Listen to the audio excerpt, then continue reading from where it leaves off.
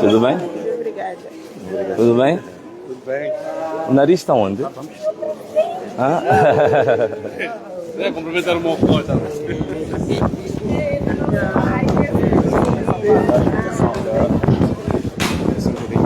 Ok.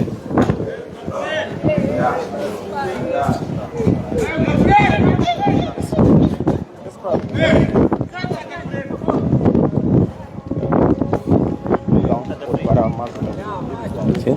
menos que é para conseguir. Tá bom? Tá. Mais pra frente, por favor. Aí mesmo, tá bom assim. O microfone tá vendo? Nos laterais, não quero ver ninguém, nos laterais. Nos laterais, não quero ver ninguém. Podemos avançar? O que o levou a sair do país? O que me levou a sair do país? Sim. Bem, basicamente são 3 razões. A primeira foi um convite que recebi do Conselho da CDC das ONGs, uma espécie de um fórum das ONG da SADC. Tínhamos 3 dias de um trabalho relativamente à cooperação que eles estão a pedir a titulares de órgãos públicos, mas também políticos, influentes na nível da CDC, que é para fortificar a atividade deles. Isso é o primeiro ponto. O segundo tem a ver com a visita, portanto, o convite que eu tive do antigo presidente de Botsuana, Ian Khama, que era para termos uma conversa que foi, para mim, uma das coisas mais espetaculares que eu já vivenciei enquanto pessoa, não é? Okay. E a terceira, falta a terceira. Então a terceira questão tinha a ver com uma parceria que nós fizemos com a mídia, um canal de mídia global que estava no Botsuana e que está neste momento a fazer alguns acordos informais com determinadas figuras que eles acham que querem ter informação privilegiada. Então, basicamente, foi isto que me levou a sair do país. Então, a senhora nunca chegou a fugir do país? Não, de forma nenhuma, porque tu sabes que no dia 9 de janeiro, eu já vou responder a tua, senão vai ficar ciumento. Dia 9 de janeiro, quando eu cá cheguei, eu disse que tinha 3... tá bem, dia 9 de janeiro, quando eu cá cheguei, eu tinha definido os 3 objetivos que me levaram a voltar ao país. E um deles, né, o principal objetivo, era estar à disposição exatamente da justiça, porque eu sabia que haviam vários comunicados da PGR que diziam que haviam processos que corriam contra mim, apesar de eu nunca ter sido notificado sobre os mesmos. Então eu dizia que eu estava aqui presente, que para enfrentar a justiça, responder por tudo que for acusado. A segunda razão era mostrar a minha disponibilidade para a mesa do diálogo, que diziam que eu não podia participar, porque eu estava fora, que era impossível. E o terceiro era exatamente também estar próximo do meu povo. Como vocês sabem, estamos numa fase que estão a acontecer muitos sequestros, muitos assassinatos, incluindo até valas comuns, que provei isso. Fiz uma viagem para Tete que diziam que não existiam valas comuns e nós provamos isso. Então estou aqui, perto do meu povo, que está sendo massacrado, está a acontecer um genocídio verdadeiro aqui em Moçambique. Então não fazia sentido eu estar distante quando estivesse a acontecer esse massacre, esse assassinato. Então não havia razões, respondendo à tua questão mais diretamente, não havia razões nenhumas para fugir, não é? Não há razões absolutamente nenhumas para fugir. Então, aconteceram mais 2 assassinatos esse fim de semana? Sim. E há 2 assassinatos que aconteceram em Macinga. E coisa curiosa é que esses 2 assassinatos eles têm 2 precedentes interessantes. O primeiro precedente foi em Pemba, em que o Daniel Chapo, presidente colocado pela UIR, pelo Conselho Constitucional, ele fez uma afirmação de que ia combater as manifestações, mesmo que fosse necessário jorrar sangue. E isto parecia alguma coisa dita ocasionalmente, ou naquela circunstância, mas isto depois tem reflexos, tem consequências concretas. E uma das consequências concretas disso foi exatamente em Macinga. Curiosamente, há um vídeo que se tornou viral ainda há dias, que mostra um chefe de quarteirão a falar com a polícia, a dizer que conhecia as pessoas que eram responsáveis pelas manifestações.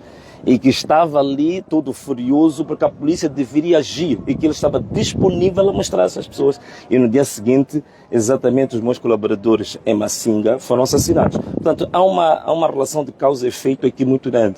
Também não é só este caso. Dia 5 de março também, quando nós estivemos a fazer a nossa marcha de celebração, que não é uma marcha de celebração, não tinha nada a ver com distúrbios, como tu sabes. Aliás, já fizemos a mesma em vários sítios. Fizemos em Tete, fizemos em Gaza, fizemos em Inhambane, fizemos na cidade de Maputo, já chegamos a fazer, fizemos na província de Maputo, várias marchas de celebração, nunca houve problemas absolutamente nenhum.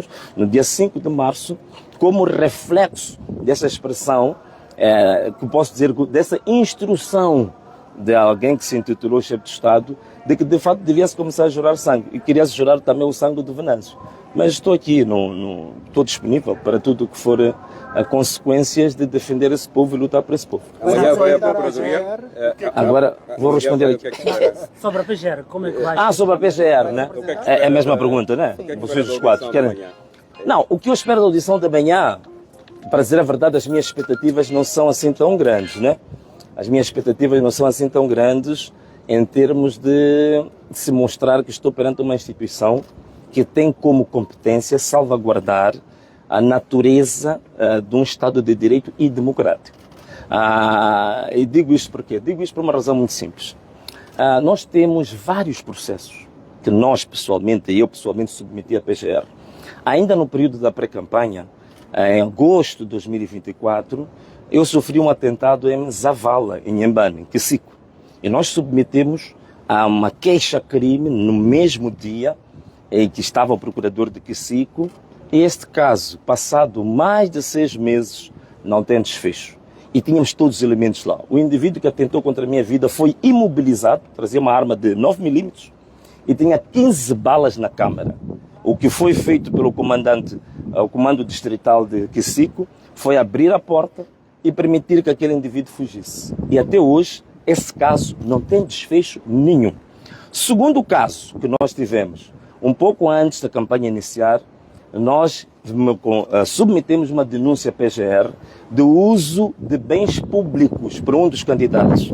Usou o avião presidencial, usou as viaturas que estavam alocadas ao Ministério da Educação, eu vi isso, indicamos os locais, usou inclusivamente a militares da Casa Militar, usou várias viaturas do Ministério da Saúde, incluindo viaturas das Forças de Defesa e Segurança numa pré-campanha de um partido. Este caso foi submetido, passam mais de 6 meses, não há notificação absolutamente nenhuma e de ninguém. Estamos aqui. E uma coisa curiosa em relação a Inhambane, ao atentado que eu sofri em Kissiko, veja só, o indivíduo que foi apanhado em flagrante, com uma arma pronta a disparar para mim, o que foi feito é permitir que o indivíduo fugisse. Uma coisa que não está provada, que correu-se tanto, foi o processo contra a minha pessoa, dizendo, portanto é um processo civil, de que pelas minhas instruções se destruíram 350 quilômetros de estrada em Inhambane. Isso foi muito rápido, foi muito célere, mas o atentado à minha própria vida até hoje não há absolutamente nada. Então o que está acontecendo também com a própria PGR. A PGR tem tantos processos nossos lá, que já submetemos por várias situações, o último dos quais apresentamos um relatório das vítimas que são quadros da minha organização política neste momento. Portanto, eu tenho coordenadores ao nível de todas as províncias, todos os distritos e alguns postos administrativos. Então nós fizemos um relatório muito detalhado das vítimas de violência extrema da polícia. Só na minha organização política foram 398 casos de violência extrema da polícia, incluindo 40 mortos. Este relatório, acompanhado de uma denúncia, submetemos ao Ministro do Interior e submetemos à Procuradoria-Geral da República. 40 mortos, com todos os detalhes, tudo mapeado. Até hoje não há nenhuma notificação sobre essa matéria. Mas são tão céleres a notificar-me, a fazer todo o espetáculo público. Até aqui nós temos que apresentar um protesto. A Procuradoria, pela sua natureza, processos que estão em instrução, não pode tornar esses processos espetaculosos. A Procuradoria não pode funcionar como funcionam os blogueiros, facebookeiros, pegar processos, notificações, colocar em público antes de notificar o visado. A TVM esteve a anunciar a minha notificação antes de eu próprio receber a notificação. Portanto, isto aqui é uma vergonha total. Né? Já se nota o nível de parcialidade destas instituições. Portanto, não há muita coisa para esperar aqui. Temos pessoas, já temos este caso ainda há pouco tempo que falamos desses 2 assassinatos. Temos o caso gritante de Tete, distrito de Macanga. 8 indivíduos que são quadros da minha organização política foram assassinados e colocados numa vala comum em Furancungo. Este caso, até hoje, não tem absolutamente nenhum desfecho nem andamento. Para não falar do Elvino Dias, desde 19 de outubro, regado com 25 balas, até hoje, desde 19 de outubro até hoje, não existe uma notificação nem para a família, nem para mim, porque ele era meu mandatário nacional e meu advogado pessoal, nem sequer para os amigos mais próximos, nem para a organização política que o Elvino representava na altura. Até hoje não existe nenhuma notificação, nenhum comunicado da Procuradoria, mas estão cheios de comunicados em relação ao Venâncio. E comunicados tendenciosos, comunicados que não têm parcialidade, que não são objetivos. Nós, inclusivamente, respondemos a um dos comunicados e que nós mostramos com base na lei que a Procuradoria estava a cumprir um papel que não é o papel dela, que é papel de propaganda de um partido, não é papel da Procuradoria. Portanto, a Procuradoria tem vários elementos neste momento a seu desfavor, porque está a funcionar como uma célula do Partido Frelimo e não propriamente uma Procuradoria-Geral da República. Então vai tranquilo amanhã para a Procuradoria? Não, claro que vou tranquilo, nem preciso fazer uma grande preparação, tudo o que estou a falar tenho de memória, porque os casos são tantos que nem preciso andar a fazer preparações longas e prévias, são tantos casos. Mas, só para terminar, temos o caso de 400 mortes que aconteceram de outubro até dezembro, mais ou menos.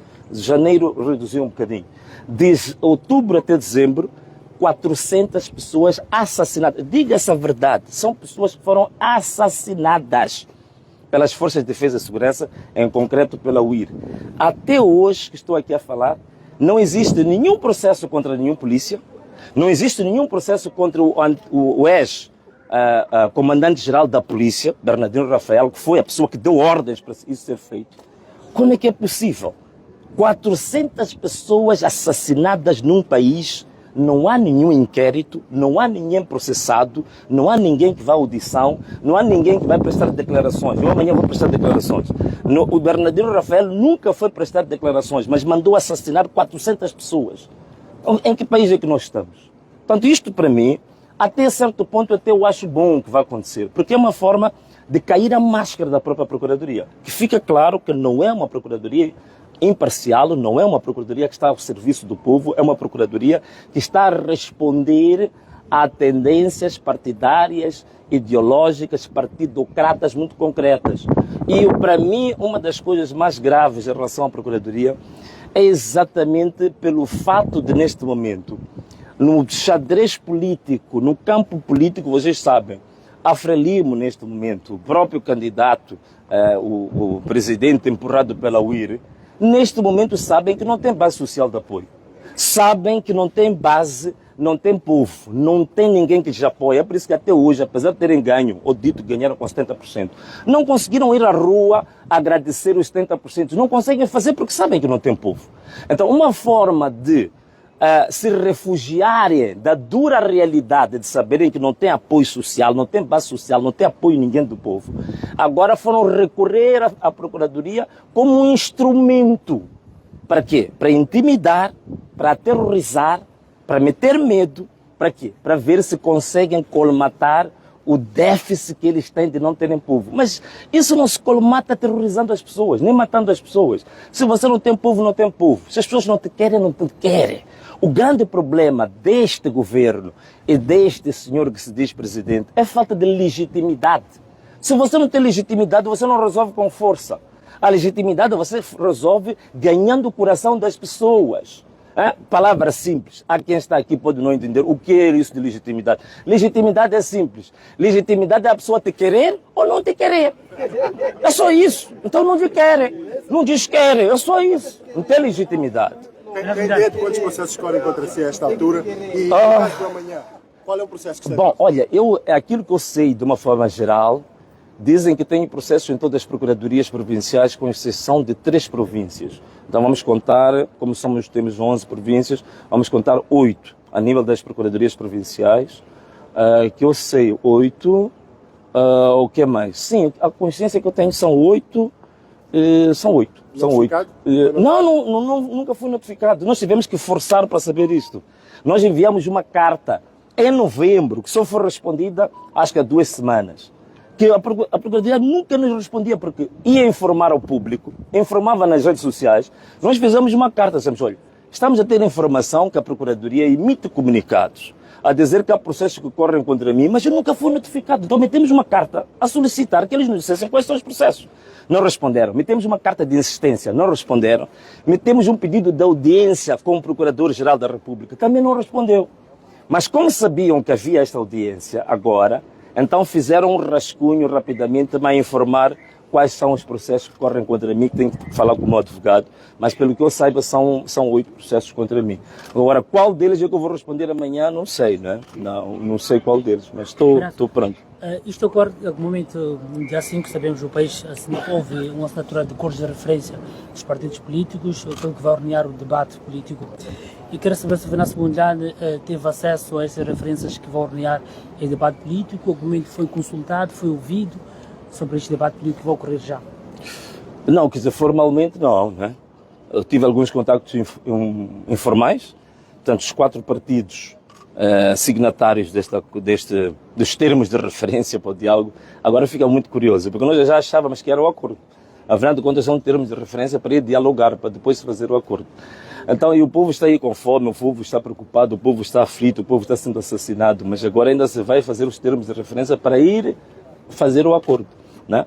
Então, a grande questão é que eu tive um contacto informal com os 4 partidos quando eu acabava de chegar do exílio e que eles vinham para saber o que eu achava, o que eu pensava, mas não me deram um documento físico, só vinham colher a minha opinião, aquilo que eu achava sobre esse acordo, que é público. Eu sempre já disse a todo mundo, toda a gente sabe o que eu acho que devia constar do acordo, que infelizmente estou a ver que estes termos de referência nem sequer fazem referência a isso.